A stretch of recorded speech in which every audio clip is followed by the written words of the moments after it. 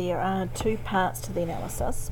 The first part you should be quite familiar with from your inference topic, in that we've got a graph, we've got two groups, and we want to compare what the shape of those is, what the centre of those are, how far apart the centres are, is the spread of one group much bigger or smaller or the same size as the other, and are there any unusual features. So these are ones that you should be familiar with. In your assessment you need to be able to do at least one of these properly. Okay, you don't necessarily need to do lots and lots, we've already tested that in your inference topic. So in the example, standing on one leg, we can see our graph there. I notice that if I look at the median there, then that right hand side there is much wider than the left hand side, and similarly for the non-dominant from the median out. So I notice both shapes are right skewed. I can compare the centres. I can say, well, the median of the dominant, so the median length of time the dominant students could stand on one leg was 115.5 seconds, compared to the median length time that they stood on the non-dominant leg of 51 seconds. This median time is longer or bigger than that median time by subtract the difference. I can then compare the width of the box there for the spread with this width of the box there, calculate my interquartile range, and say, well, this box here, the dominant leg, standing on dominant leg is more variable in time than standing on your non-dominant leg.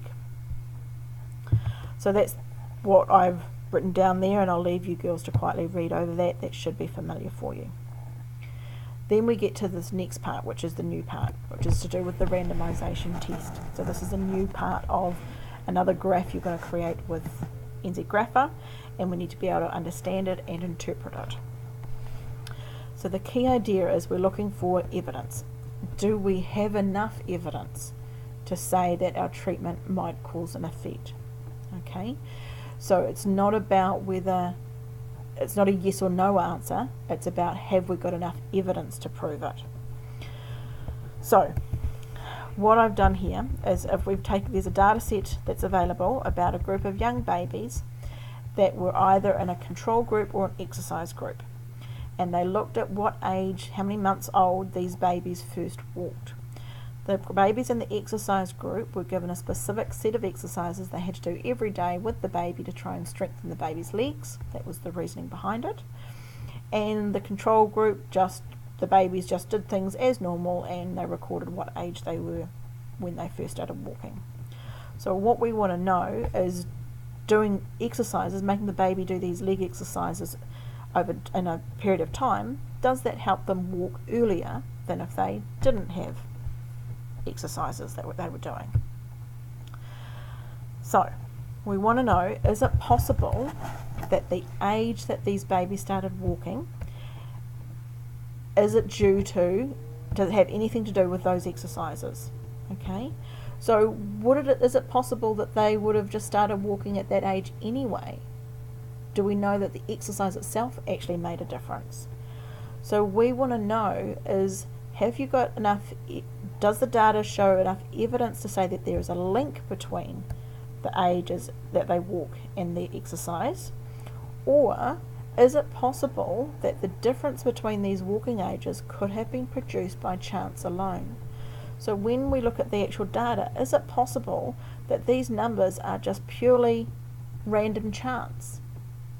Have I got enough evidence to prove that there's actually a clear difference between these two groups of numbers?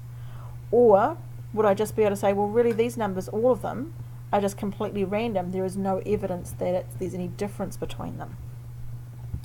And this is what the randomization test is going to do. So it's a bootstrapping test, just like the other one, but slightly different than the way the data is displayed for us. So there's an exercise there that I'll leave you to do. There's a website there for you to continue and have a look at, and I'll get you to try that one so you understand how it's working. If we look at the actual test itself, what we're going to be looking for particularly is this cutoff point. Okay, and we're looking for a cutoff probability of 0.1 or 10%, depending on whether you prefer it as a decimal or percentage. And I want to know, so there's my number line. If I've got data that, if I get a probability between 0 and 0.1, that means I have got enough evidence that that this is very unlikely. Data that looks like this is very unlikely to have occurred just by random chance. Whereas if you've got any probabilities that are 0.1 or above, so between 0.1 and 1, that means that we don't have enough evidence that it's possible that the data was just randomly produced by chance alone, that there's no actual, so there's nothing more going on than just pure random chance.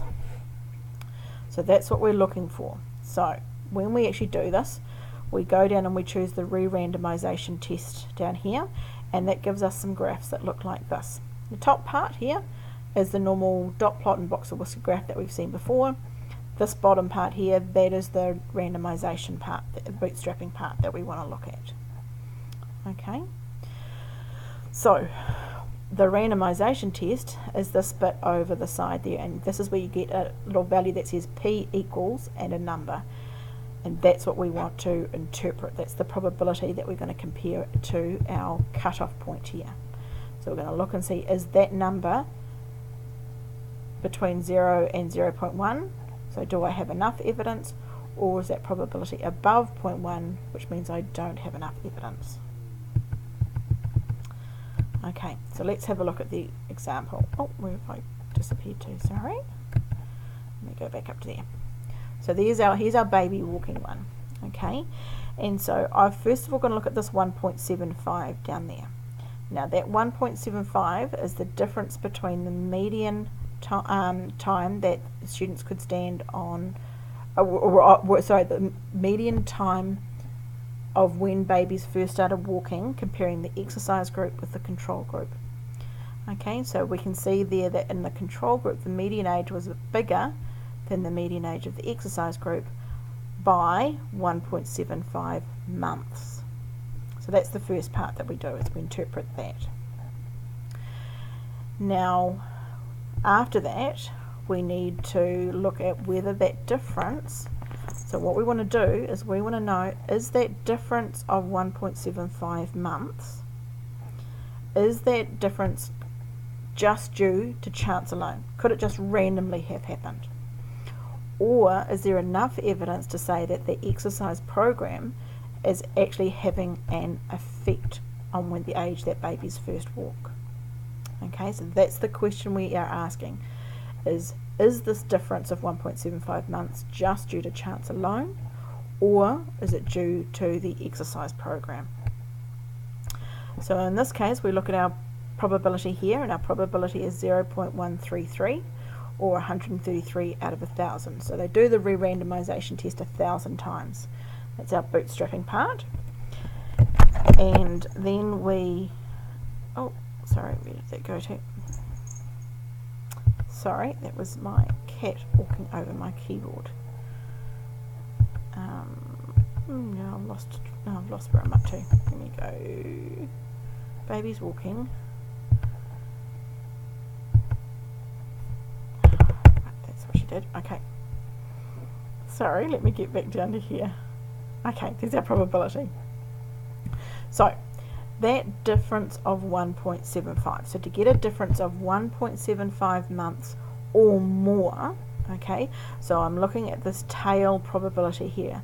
The chance that I get a difference of 1.75 months or bigger happens 133 times out of the 1,000 that when we do this re-randomization bootstrap.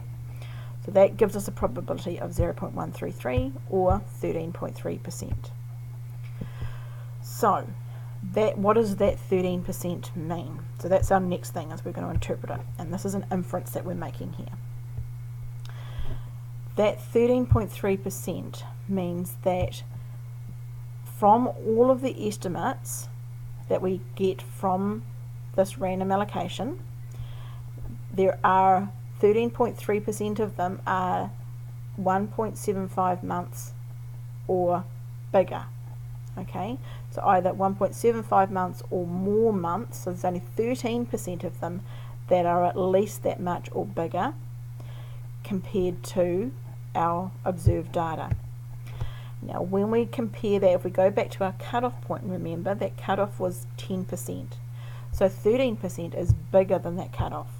So that means we have no evidence that there might be a link. So it tells us that it's quite possible that that difference of 1.75 months as a difference in walking time for these babies could just happen because of random chance. That there's not actually enough evidence to say that there is something more to it. If I had more data, I might be able to get that probability down and therefore get to the stage where I have got enough evidence.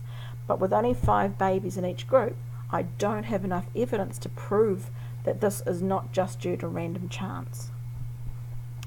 So then I also want to talk about who those results apply to, and we know they definitely apply to the babies that were tested. Okay, and they were randomly allocated. Okay, so because they were randomly allocated, these results may apply to other babies that are similar. Now in this particular experiment, I don't actually know enough about the babies to know what their characteristics were, and therefore what they could apply, who else I might be able to apply the results to, but that's what I would want to do. So if I look at a second example now, just get our head around all of this, we're looking at standing on one leg, the experiment standing on one leg, and it's our year 13 stats girls doing this. And what we can see when we look at the graph, if we go straight to the graph there, that blue arrow there has got a value of 64.5. So that value of 64.5 is the difference between the median times students could stand on their dominant or non-dominant leg. So people could stand on their dominant leg for longer than their non-dominant leg by a difference in the median of 64.5 seconds. So what we want to do is, with that randomization test, is we want to find out is that difference of 64.5 seconds, is that difference just due to chance? Or could it be due to there actually being a real effect, a real measurable effect? Okay, so have we got enough evidence to prove that that is a significant difference between the two groups? So on my randomization test, we then look at our probability there, and our probability P is 0.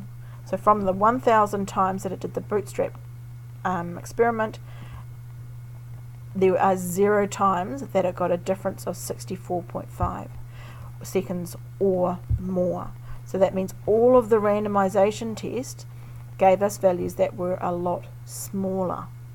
Okay, so to get a value that was as big as 64.5 is very unusual. So that means this is what chance alone would give us. This value here is much bigger than chance alone. And so because my probability is so small at 0, that's giving me enough evidence. Okay, so first of all I interpret that difference occurs 0 times out of 1,000, which is a probability of 0%. Then I say as 0% of the estimates produced by that random allocation are at least as far away from 0 as my estimate, that means that I have got evidence that there could be a link between those two variables. So because the probability is low, it's less than 10%, that means it's very unlikely that that difference of 64.5 would happen just due to random chance. And then I can go on to say, well, the results definitely apply to the people in that class that were tested, and they would probably also extend to the other year 13 students, because that class of students are likely to be representative in terms of ethnicity, in terms of age, weight, height, etc. All of those things, they're going to be representative of the other year 13 students. So that is our randomization test.